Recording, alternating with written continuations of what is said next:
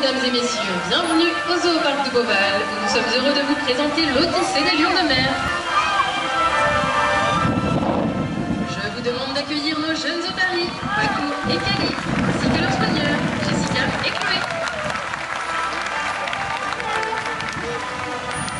Pour commencer, parlons du physique des otaries et de ce qui les rend si agiles. Très souvent, le phoque et l'otarie sont confondus.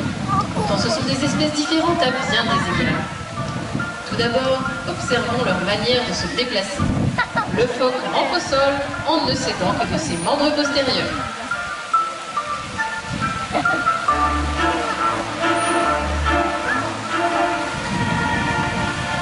Nos deux otaries sont vraiment de bonnes imitatrices.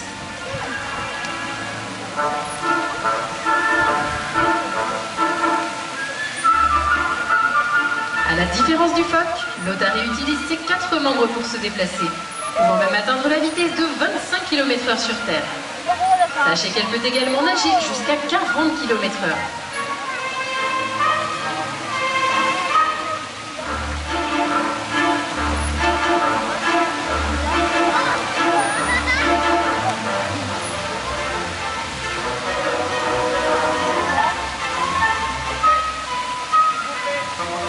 Les 2 paires de nageoires du phoque présentent des griffes, alors que chez l'otarie, seules les nageoires arrière en possèdent.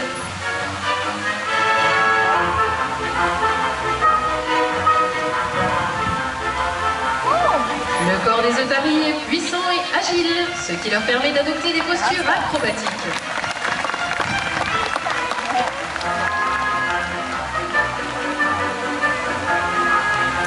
Quelle souplesse, Paco!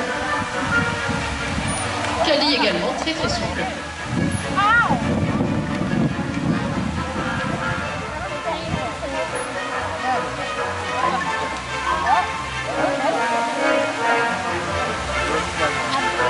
Il semblerait que Paco et Kali deviennent de plus en plus proches.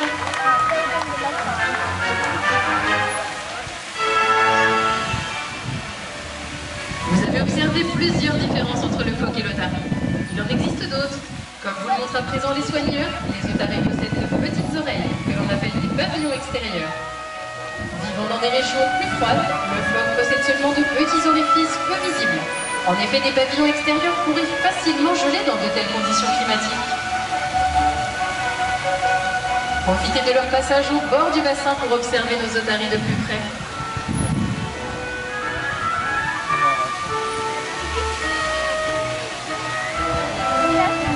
Dans le milieu naturel, les otaries peuvent également effectuer des sauts ou des glissades depuis des promontoires tels que des rochers afin d'atteindre la mer.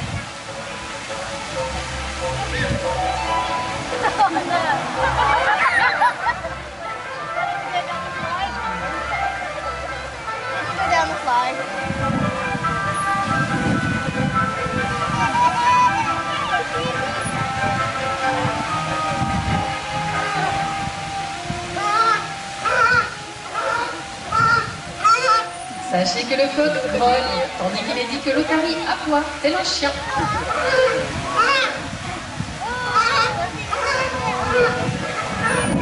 Belle voix tu as, Paco. La communication sonore est très importante pour ces animaux. Les vocalises très complexes peuvent permettre au mâle de protéger son territoire et au petit et à sa mère de se retrouver lorsque cette dernière s'éloigne en quête de nourriture.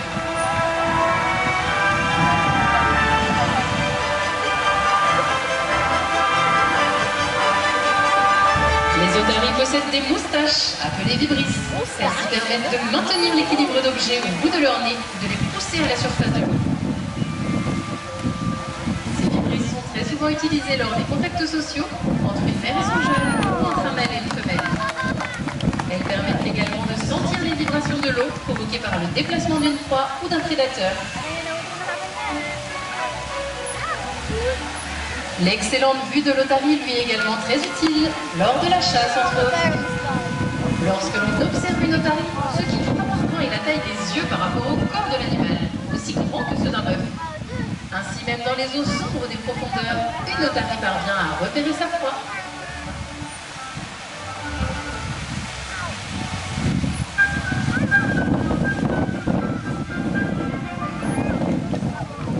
Effectivement, Kali, ça mérite bien plus des applaudissements, tu as raison.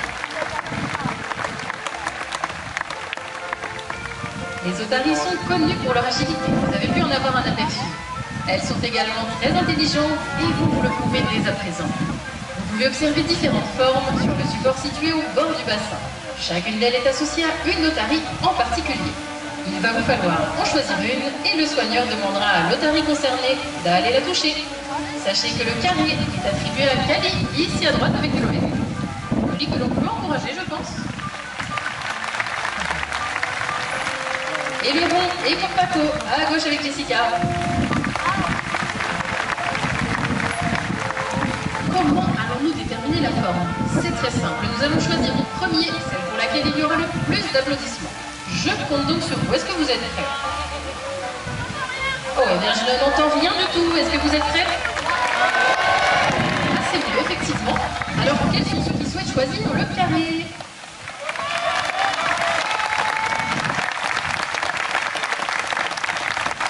Oui, c'est pas mal pour le carré.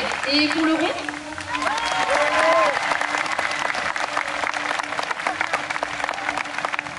Bon, eh bien, Kali, je suis désolée, mais je pense que le rond a largement gagné. Alors, on va commencer avec Paco.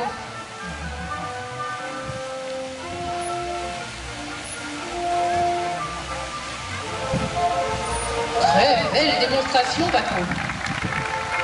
À présent, changeons l'ordre des formes et voyons si Paco retrouve le rond. Oui, ne triche pas, Paco, tu as raison. C'est bon, tu peux y aller cette fois.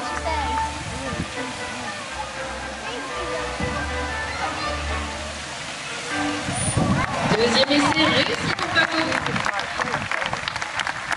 Mais pour ne pas faire de jaloux, faisons également participer Kali. Je vous rappelle qu'elle doit toucher le carré.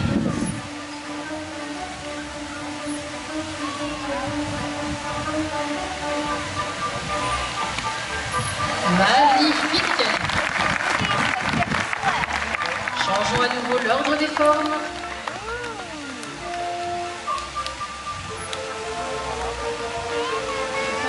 Très bien, toi non plus, tu ne triches pas.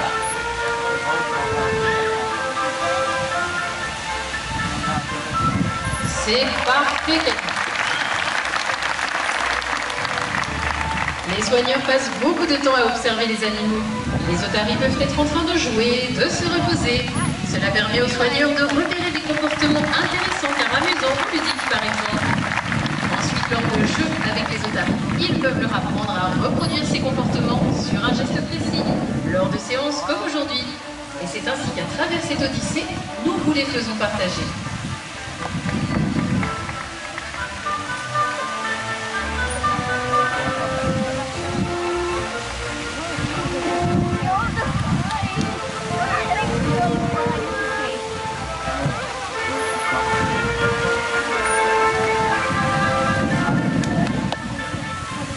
Et maintenant, parlons d'un sujet qui nous tient particulièrement à cœur à Beauval, la protection de l'environnement. Avec des gestes simples, nous pouvons tous nous inscrire dans une démarche éco-citoyenne. Vous allez observer un geste encore malheureusement trop fréquent.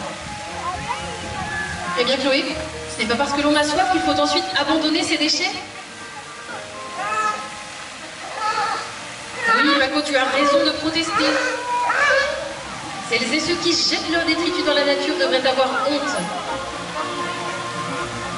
Dans la mer, il arrive que les otaries confondent les déchets avec leur proie et les avalent. Ah, Paco, effectivement, c'est vrai que c'est mieux dans la poubelle. Et je pense qu'il y a quand même une petite erreur.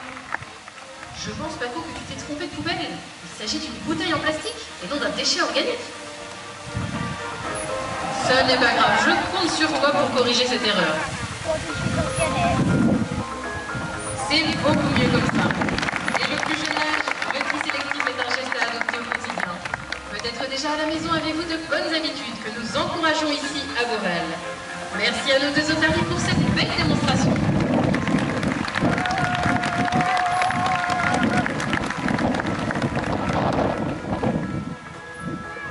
Alors n'oublions pas, lors de nos déplacements ou en vacances, ne laissons pas de déchets derrière nous. Une bouteille en plastique peut mettre plusieurs centaines d'années à se dégrader, alors qu'il suffit d'en réunir une trentaine pour fabriquer un pull en fibre polaire.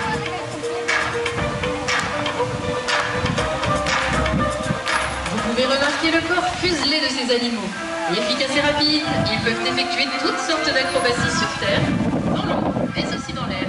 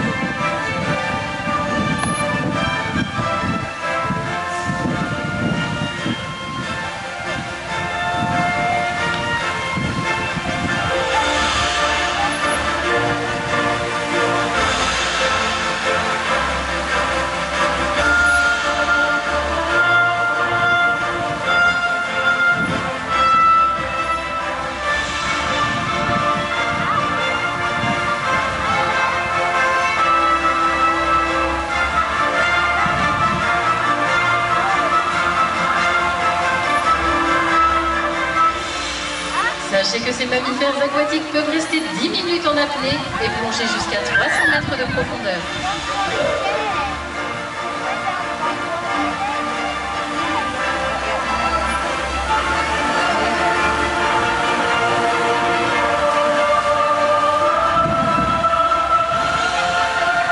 Lorsque le soigneur travaille avec de jeunes otaries comme c'est le cas ici, il étudie énormément leur comportement. D'elles-mêmes, certaines vont adopter des postures et réaliser des mouvements qui leur sont propres. Lors de jeux, elles développent en réalité leur capacité physique.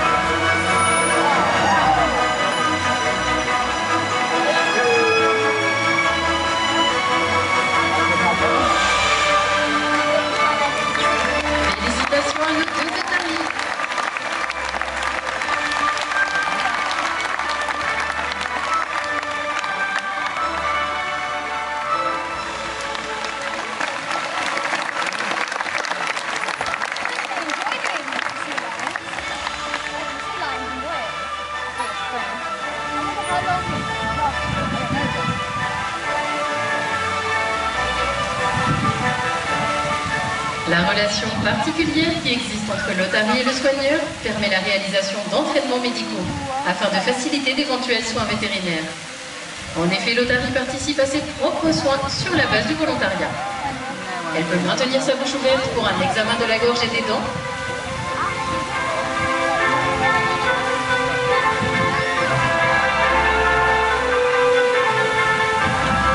ou encore se laisser examiner sans difficulté par son soigneur.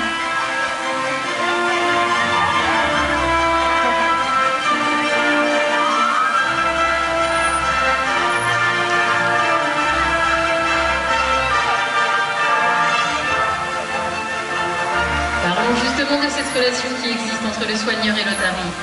Il est essentiel que celle-ci soit basée sur le respect de l'animal. Des échanges quotidiens entre l'otarie et le soigneur permettent de créer un lien particulier, chaque jour renforcé par une complicité naissante.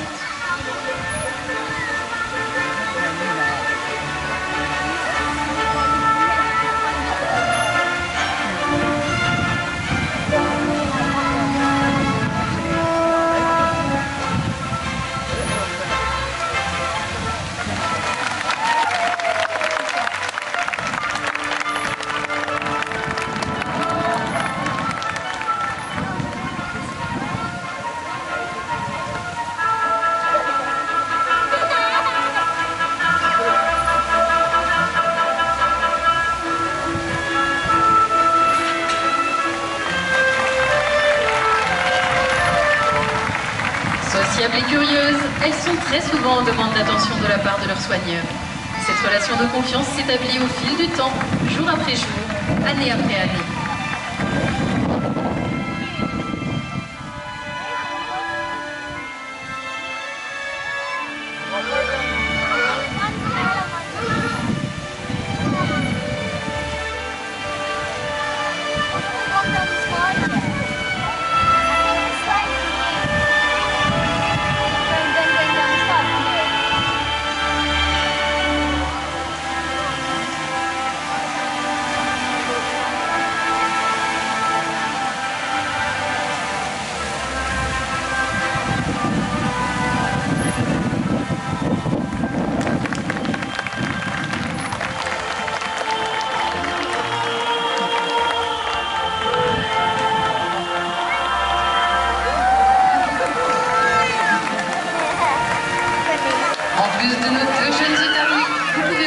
Un mâle adulte, à votre gauche avec Jessica.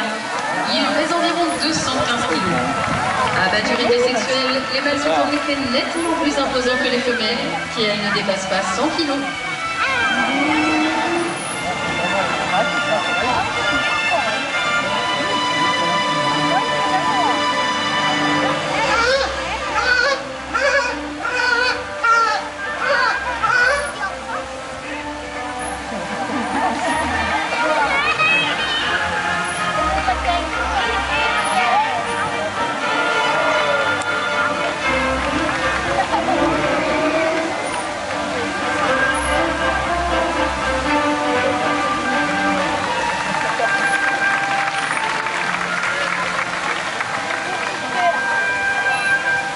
Passez du temps à observer les otaries. Après cette représentation, par exemple, vous aurez la possibilité de voir des comportements amusants, des parades amoureuses parfois, mais tout en respectant leur tranquillité et leur intimité, bien sûr.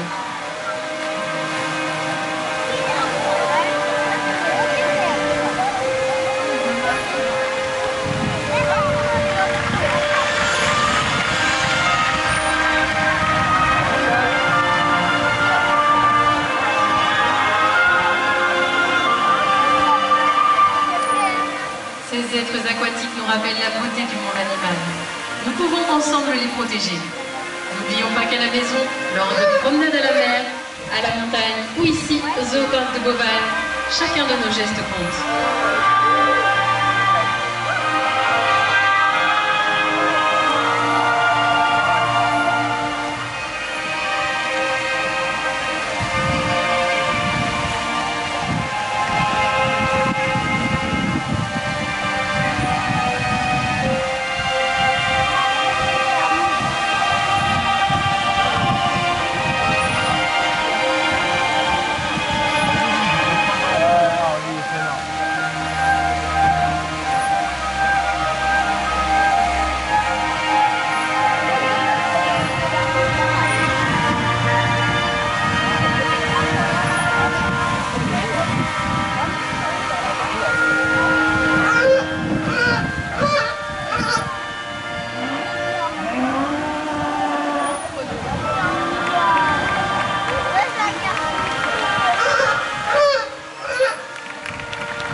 S'achève l'Odyssée des lions de mer.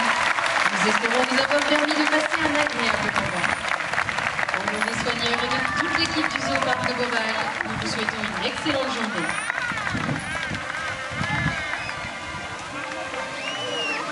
Mesdames et messieurs, pour le bien-être de nos animaux ainsi que pour votre sécurité, nous vous demanderons de ne pas donner de nourriture aux otaries et de ne pas tenter de les toucher.